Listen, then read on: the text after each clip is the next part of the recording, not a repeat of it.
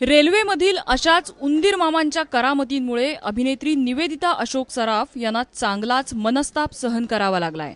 निवेदिता सराफ वाडा चिरेबंदी या नाटकाच्या प्रयोगासाठी गुरुवारी मुंबईहून लातूरला निघाल्या। ट्रेनच्या एसी सेकंड क्लासनं त्यांनी प्रवास सुरू केला।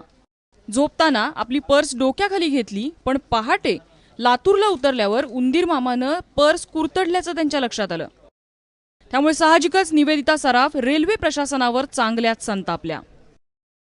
दॅट इज अ व्हेरी पेटी issue. I am not talking about that.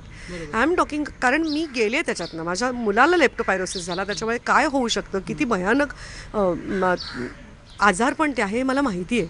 तर ह्याच्यातनं मला अपाय होऊ शकला असता. आणि मला असं वाटलं की आपलं, कारण ते एवढं मोठं भोग आहे की इतका वेळ तो असणार त्या पर्सपाशी, म्हणजे इतका वेळ आपल्या डोक्याशी एक उंदीर होता, ही कल्पना कुठल्याही व्यक्तीसाठी एक भयानकच आहे.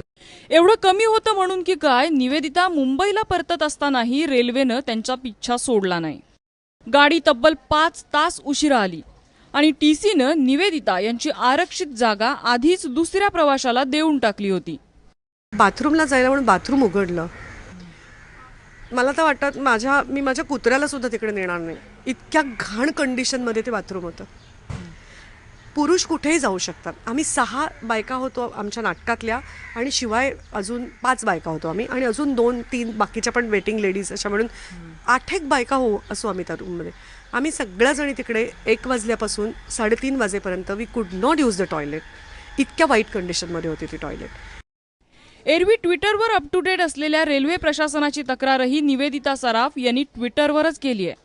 आता फक्त याची दखल सुरेश प्रभू यांनी घ्यावी म्हणजे झालं, नाहीतर रेल्वेवर सुरेश प्रभूंचं नाही तर उंदीर मामांचं राज्य आहे असा लोकांचा समज व्हायचा।